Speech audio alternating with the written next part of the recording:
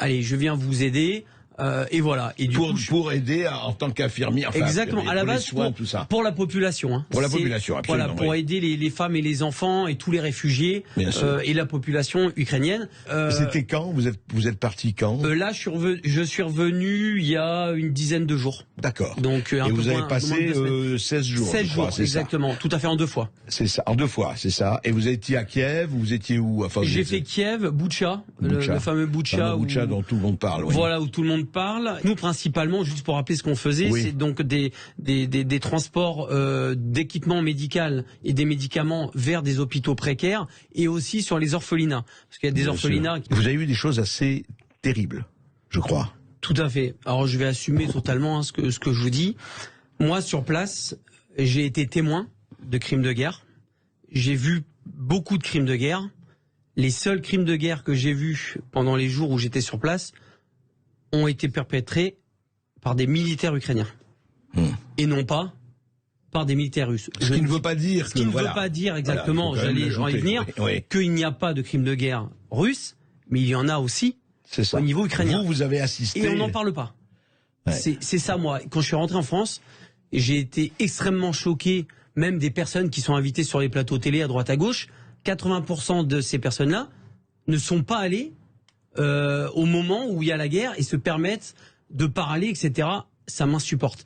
Parce que entre ce que je vois et ce que j'entends sur les plateaux télé et ce que j'ai vu sur place, il y a une autoroute.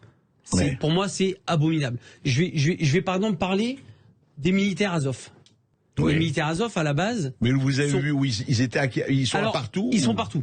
Ah, pas seulement à Azovstal, ou etc. Même à Lviv. Ils sont même à Lviv, à l'ouest. Ils ont leur scratch, avec vous savez, le beau scratch néo-nazi, ça se tient aussi à le dire. Pour moi, ce qui me choque énormément, c'est que l'Europe donne quand même de l'armement à des militaires, pour moi, néo-nazis, avec un sigle néo-nazi. On n'en parle pas, il suffit de regarder, c'est un ancien sigle SS qui est brandi partout en Ukraine et ça pose, on le voit partout. Partout, et ça ne pose aucun problème. Moi, j'ai travaillé avec ces gens-là, je leur ai donné des médicaments, etc. Vous savez quelles étaient leurs conversations devant moi? Parce que je comprends un petit peu l'ukrainien et le russe et beaucoup parlent anglais. Ils rigolaient de se dire que s'ils croisaient des juifs ou des noirs, qu'ils les dépeceraient. Ah, carrément. Voilà ce qu'ils disaient devant vous. Voilà ce qu'ils disaient devant moi, et c'était leur conversation qui les faisait vachement rigoler. Voilà ce qu'ils disaient sur les juifs et sur les noirs. Et qu'est-ce que vous avez vu? Vous dites que vous avez assisté. J'ai vu donc des militaires russes qui ont été capturés et qui ont été donc du coup déjà bien malmenés et qui ont été, on va dire, attachés. Et en fait, on était dans une sorte de hangar et ces militaires russes qui ont été capturés arrivaient dans des petites fourgonnettes par 3 ou par 4. Les militaires Azov ukrainiens leur demandaient qui est l'officier, qui est l'officier. Je vais vous expliquer pourquoi. Ou ils répondaient pas, ou ils répondaient. Chaque militaire qui descendait de cette fourgonnette se prenait une balle de Kalachnikov dans le genou. Alors qu'ils étaient sans défense, j'ai des vidéos qui l'attestent. Sinon, je me permettrais pas de sortir des trucs pareils. J'ai des vidéos où on montre des militaires russes en train de se prendre des balles dans le genou. On ne sait pas trop pourquoi, parce qu'ils répondent pas à des questions. Et les gens qui avaient le malheur donc de dire c'est moi l'officier, se prenaient une balle dans la tête. Voilà comment ça se passe à Boutcha. Voilà comment ça se passe en Ukraine, du moins pour le bataillon ukrainien Azov. Ils pourront dire ce qu'ils veulent. Moi, j'étais là, j'ai vu ce qui s'est passé. Tout ça, on n'en parle pas. C'est vraiment... Je vais vous raconter encore quelque chose de beaucoup plus grave. Vous avez des bombardements tout le temps, on voit à la télé, etc. J'ai vu donc des journalistes américains. Il y a des bombardements qui atterrissent dans un petit parc que vous avez dû voir à côté de Boutcha, entre Boutcha, à l'est de Boutcha. D'accord. Et ces Américains donc font une vidéo et disent ben voilà, c'est les bombardements russes, ça atterrit dans un parc, c'est inadmissible et tout. Je vais les voir, je dis mais pourquoi vous dites ça, etc. et tout. On m'a dit mais c'est pas grave, ça fera des images. Et vous savez ce que c'était ces bombardements? En fait, vous avez des petits obus obus.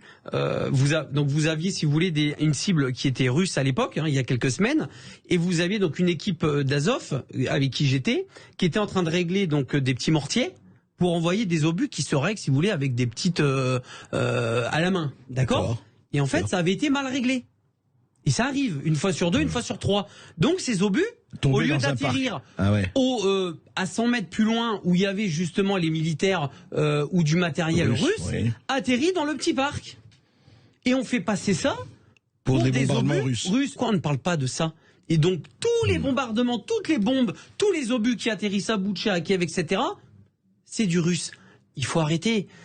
Oui, il faut un petit peu réfléchir. Il y a des deux côtés, les crimes se font des deux côtés. Mais bien sûr, et encore autre chose. Et là, je vais enfoncer le clou, mais c'est pas grave, j'en assumerai les conséquences. J'étais à Lviv, j'étais à l'hôtel, il y a eu des bombardements. J'étais à 500 mètres d'un missile qui atterrit, où je dormais, tout a pété, les glaces, etc. Je vais tout de suite sur place, et en fait, on s'aperçoit que les 5 missiles, il y a 4 missiles qui ont tapé des dépôts d'armement. Des dépôts d'armement qui venaient d'Europe, qui avaient été stockés à Lviv en attente que ça soit amené à Kiev et dans des unités. Vous savez où est-ce qu'il les stocke, l'armement qui arrive d'Europe? Eh ben, il les stocke dans des locaux et dans des maisons civiles, sans que les gens le sachent.